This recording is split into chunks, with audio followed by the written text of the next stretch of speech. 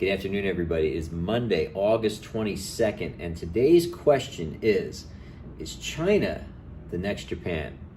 So what do I mean by that? Well, back in the late 1980s, it was kind of assumed that Japan was going to dominate the economic future in the world. There were even some fears that economic might was going to translate into military might. I recall there's a book back in the late 1980s, and I was in high school from 87 to 91. And yes, I was doing this kind of reading back then, but the book was called Yen. And the whole hypothesis of the book is that the days of the United States being the superpower were over, and that Japan was going to supplant us pretty much in every single way. Well, fast forward past 1991, that was when Japan's asset bubble broke. To give you an idea how big their asset bubble was at that point, granted, you could never find a buyer for this, but on paper anyway, the imperial grounds in Tokyo on paper were worth more than the entire state of California. So that little piece of real estate in the center of Tokyo was worth more than all of the real estate in the US Golden State. Families that were trying to buy apartments in Tokyo were trying to buy properties in Japan. Back then they were taking 100-year mortgages out because it was simply unaffordable. And when this bubble collapsed, it had major repercussions for the economy of Japan. And Japan has kind of muddled along. They still make great cars, they make great electronics, there's no question about that. But they've really muddled along economically and have never been able to regain that dominance. So what does that have to do with China? I think there's a lot of parallels to what happened in Japan and what is now happening in China. Let's first start with real estate.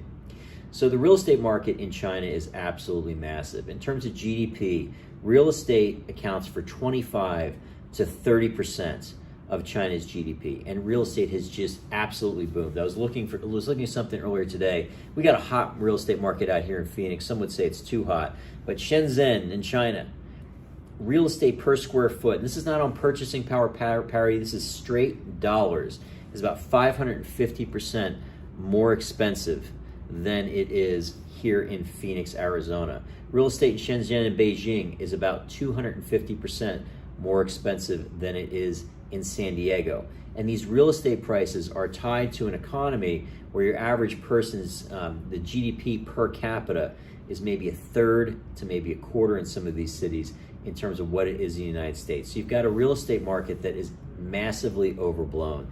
And now some of that debt is starting to come due. Last fall, I did a video like this on Evergrande and the coming Evergrande collapse. The Evergrande 2025 bonds back then were going above parity, so going over 100 cents on the dollar back then. They're trading for 7 cents on the dollar right now. So their real estate market is in big trouble.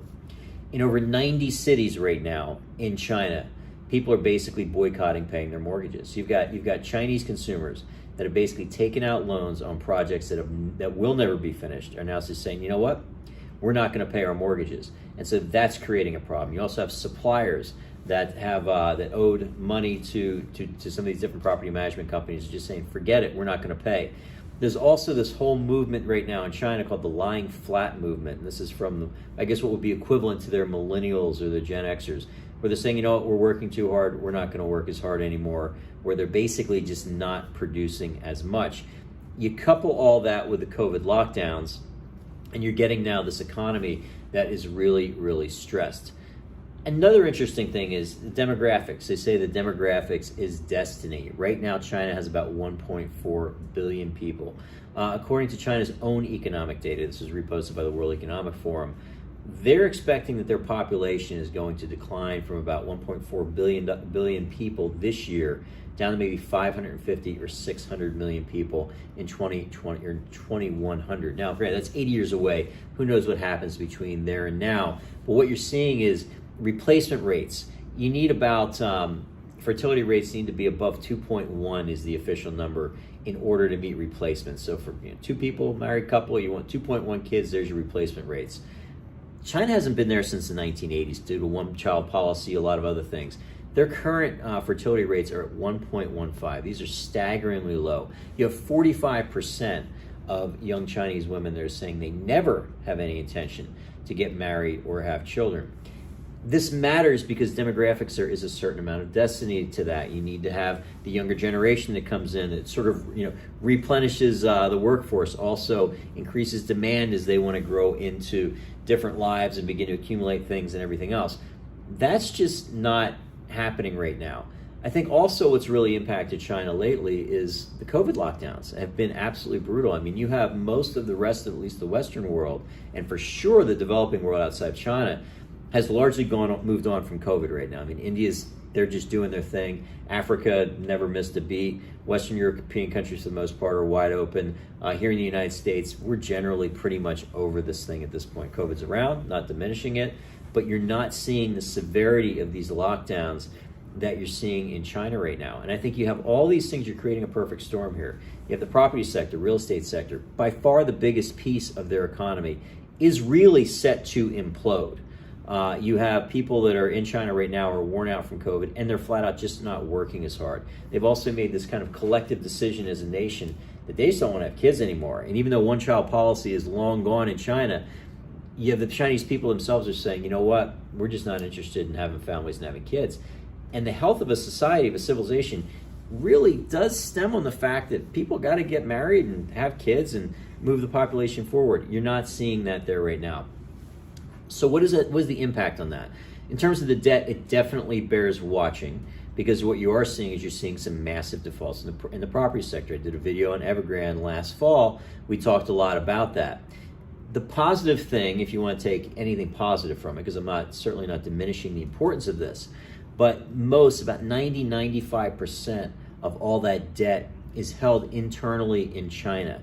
The Chinese government right now has been doing massive liquidity injections all year, while you have Western central banks, particularly the U.S. Fed, has been tightening. They've been trying to suck liquidity out of the system. The Chinese government kind of recognizes they got a massive problem here, and they've been jamming liquidity into the system to beat the band. But the question is, what happens if China's economy really hits a hiccup much, much worse than just, let's say the Chinese government can't bail out this bad property debt, and let's say the people still want to continue to not work, and the lie flat movement, all that stuff. Well, what does that mean? I've heard the comment before that China is the engine of economic growth, and I don't necessarily believe that. Here's why. To be an engine of economic growth, you need to have the demand. Now, they definitely have demand for a lot of core commodities. There's no question about that. But China basically is a huge net exporter. If China's decided tomorrow to stop buying some of our goods, it would be far less consequential to our economy than for us deciding as the United States we wanted to buy less of their goods. So I think it would definitely matter, but I think that what you're going to see is this whole continued movement that we've had, particularly in the last couple of years with COVID, then Ukraine, where every company is looking at the fragility of their supply chain, looking at some of these issues in China, saying declining demographics, declining population, maybe it's not the big market that we thought it was going to be, so we're not going to bend over backwards to try to get in there. But also, with less people, it's not going to be any, those big cost savings that you had by doing all your manufacturing there are going to go away. And I think you're going to continue to see this manufacturing come back here to the United States. I think supply chain is going to move closer to home. I think China's economic woes, add that to COVID, add that to Russia, Ukraine, I think is going to accelerate and expedite all that. Now, I do think this is not a rag on China session for the last 8.5 minutes here, but I do think that all of this stuff bears watching. I think for a country like the United States, provided we pay our cards right, which we at times don't always do that, could be a net positive thing for us, because I do think as a country we need to be bringing more of our supply chain home. We need manufacturing jobs here. But when I'm hearing all the time that China is set to economically, politically, and every other way possible is going to be the future, that we're going into a Chinese century, there's a lot of headwinds now blowing against that country. It's a fascinating discussion, I think. I remember, again, I was kind of an economics geeky when I was in high school, and I remember reading books and reading all these stories in 1989, 1990 about Japan's dominance in the future. It never came to pass. And I just think a lot of the demographic trends, the debt trends that have. Last example, I know I'm kind of going stream of consciousness here. China, their corporations, they have 160% debt to GDP. U.S. corporations are about 85% debt to GDP. They got Chinese corporations, not nearly as inventive or as productive as our companies by any means, have about twice the debt loads relative to their GDP. These are just numbers that aren't really sustainable. And again, want nothing but the best, of course, for the Chinese people. But I also think that this idea that China will dominate the next century, there's some headwinds that could push back on that idea, and it's going to be interesting to see 10 or 15 years from now where they stand. But anyway, this is the longest one I've ever done. Kind of went on and on here for a while, but it's the 40th Ask Brent vlog here that we've done, and this one stemmed directly from a conversation I had with a client today about how, relative to China, how do you think the U.S. is positioned? This video is kind of an outshoot of that, but long one today. If you stayed with me for 10 minutes, thank you, and I'll try to keep it shorter from here on out. But if you have any questions about anything I talked about, please give me a call. Bye.